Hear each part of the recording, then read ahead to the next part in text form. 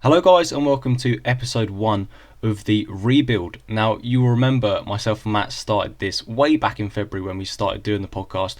We had a look at Arsenal in about an hour's long episode. Now this one's going to be slightly shorter, it's going to be about 15-20 minutes. We're going to be rebuilding one of the newly promoted sides. Relegated from the Premier League in 2019-20 and they bounced straight back, and they'll be looking to avoid a repeat of that season in the 2021-22 season. So we'll be rebuilding Watford. And I think it's fair to say I'm going to need something slightly more fitting to do this. That's better. Let's get on to the goalkeepers. So this is an area that I think Watford won't particularly struggle at all. Now, obviously, they've currently got Ben Foster and Dan Bachmann in the ranks. And Bachmann's played quite a few games this year due to Foster's injury. Foster's got quite a lot of Premier League experience as well. So I think that will help if Bachmann does get a run of games. But I'd like to say that they might bring in a different goalkeeper, and that is Sam Johnston, and have him as a first choice. And now I talk about him a lot on the other podcasts with Matt, and I think he's a very good goalkeeper. I think he should be going to the Euros for England this year, and I think he definitely deserves a move to the Premier League. He's been fantastic for West Brom this year. He's probably saved them maybe 10 or 15 points really in how good he's been. So I think he'd be a very good signing for Watford, and an established number one. We've seen how good he is in the Premier League. I think he can build on that, and I think if Watford do want any chance of staying up, Ben Foster's getting on a little bit. Dan Bachmann, I'm not too sure on how good he is, if he's Premier League quality. So I think someone like a Sam Johnston would be a good move for Watford, and I think that he'll be the first choice. Ben Foster will be the second choice and add a little bit more experience in the background. And Dan Bachmann, he could stay as a third choice. He might get a loan move. I'm not too sure how that one will go. But I think first choice, Sam Johnston. Second choice, Ben Foster. And third choice would be Dan Bachmann if he stays. Moving on then to the defenders. The right back position to start with, Jeremy Ngakia. I think that's how you say his name. A young player signed from West Ham just last summer.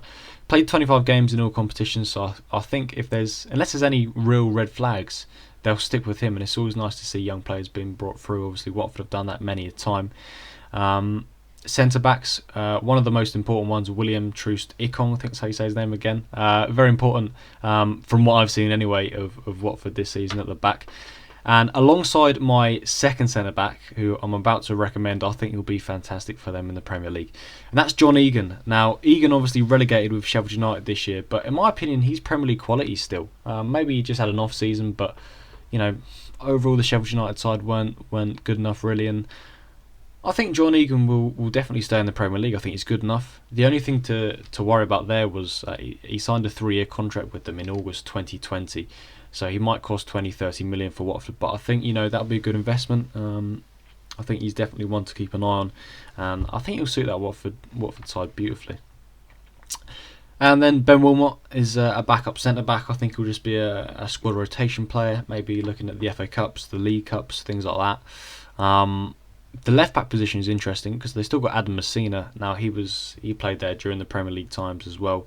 And they also had Jose Holebas. I think he went to Serie A or something. He's moved on since that as well, so they don't have him anymore. But a rumour that's been going around is Ashley Young could return to Watford. Now, obviously, Ashley Young's one that could play in the midfield, left wing, right wing. We've seen it for Manchester United and Watford as well. But he could also play at the left back position as well. So it provides a bit of cover there. Lots of Premier League experience. I think he was in the league for over 10 years. So he'll be a great signing for Watford if they do want to stay up and give those younger players like Ngakia a little bit of, advice and how to take on the league. Craig Cathcart, another backup centre back. Again, another one with lots of Premier League experience, so I think he'll stick around. Maybe not quite the quality of a centre back that they need to be attracting in order to stay up in the league, but I think he'll definitely stick around and give the dressing room that bit of Premier League experience and knowledge that I think they need. Kiko Firmino as a right back, I think he'll probably be first choice. From what I've seen of him in the Premier League and the Championship, not too much wrong with him. Don't think he was really the problem as to why Watford went down, so I think they'll stick with him. Kabasele, another one, be another backup centre back. For me, a little bit of a hothead. He's had a few red cards. Not a starter in my opinion. So I think he'll, be another one behind the scenes to give a little bit more experience. And they seem to have quite a lot of that Watford, so hopefully that will help them out in the season to come. Mark Navarro and Francisco Cirelta. Navarro right back, Serralto centre back. I've got to be honest, I don't know too much about these guys. I've seen Serralto's play quite a few games this season, Navarro a few games as well. But I think if we're going to look at the first choice players, the first choice back four anyway would be Ngakia at right back, William Troost-Ekong alongside John Egan, the new signing. That'd be great to see. And then a left back with Adam Messina or Ashley Young. I think Ashley Young could get in there, and that'd be a great signing for Watford. Obviously, a Watford boys came up through the ranks, went to Villa, went to Man United, and then come back.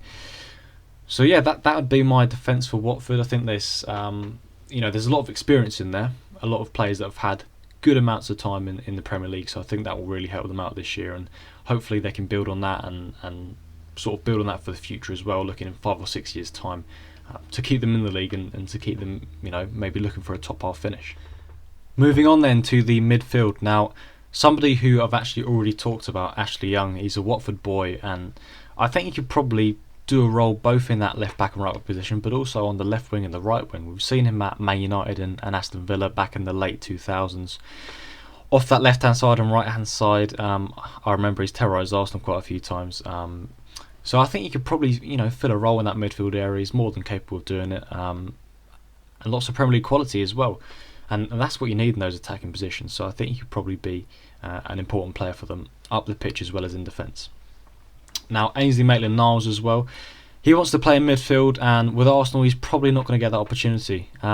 Watford's training ground with Arsenal, I think it's like 200 yards apart, so it'd be an ideal move. He wouldn't have to relocate at all, and he'd continue getting some more Premier League minutes under his belt in that midfield area. So I think for Maitland-Niles, that would be a really good option for him. Lewis Ferguson, 21-year-old box-to-box midfielder from Aberdeen.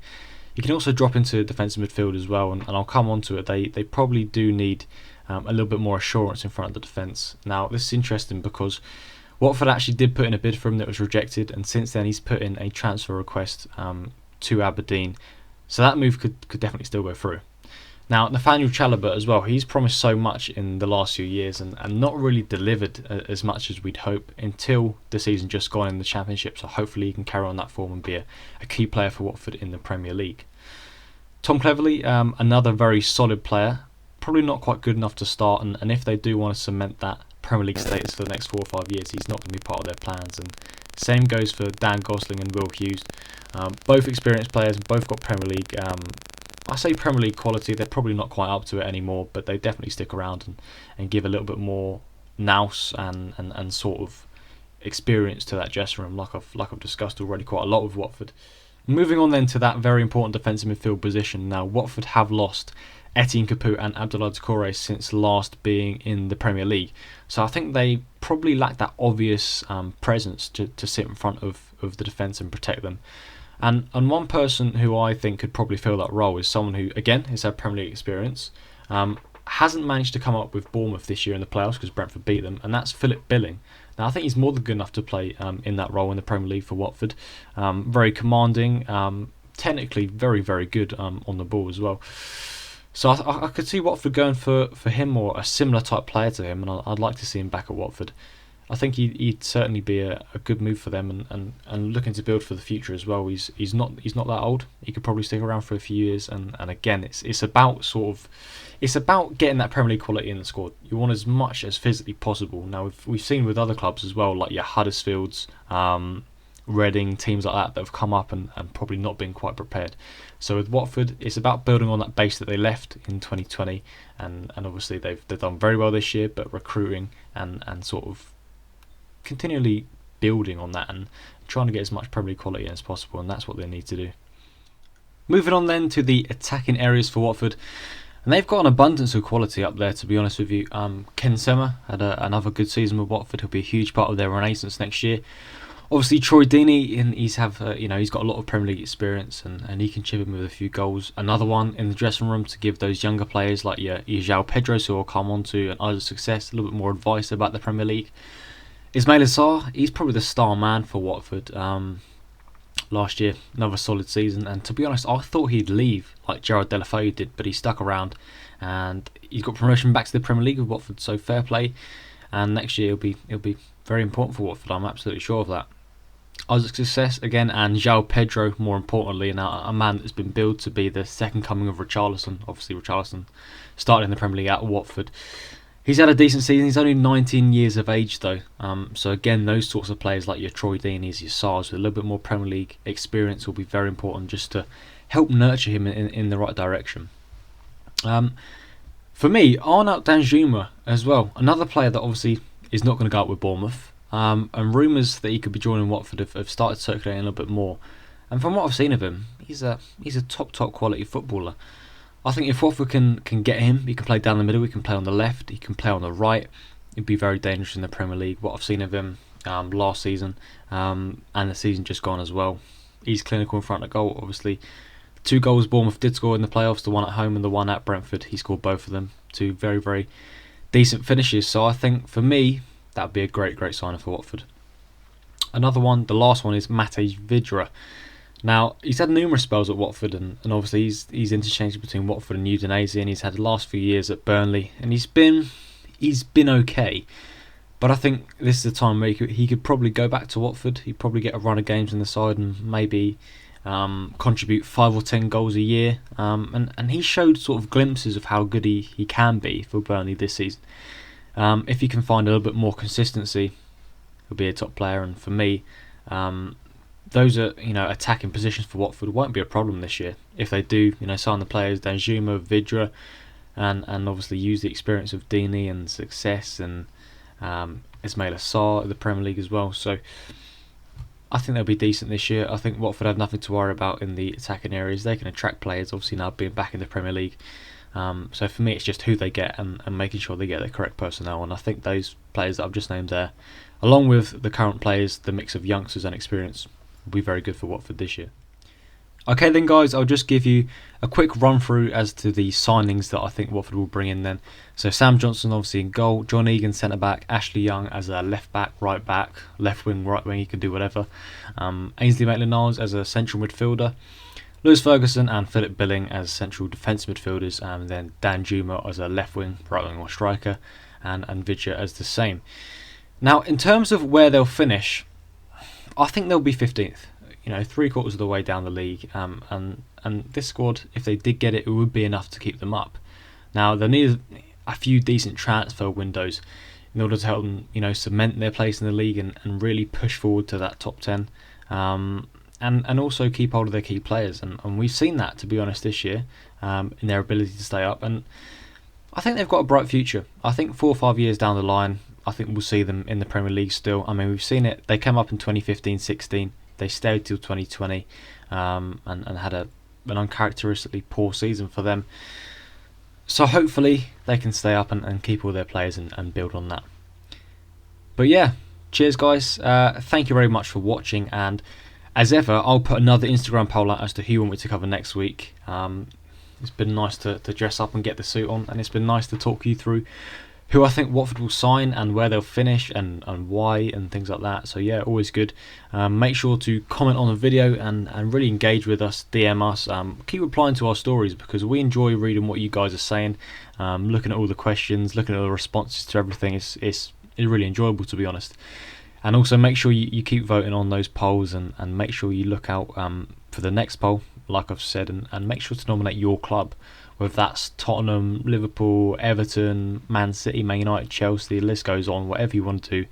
I'm more than happy to put a little squad together and rebuild them. So thank you very much guys, and keep talking football.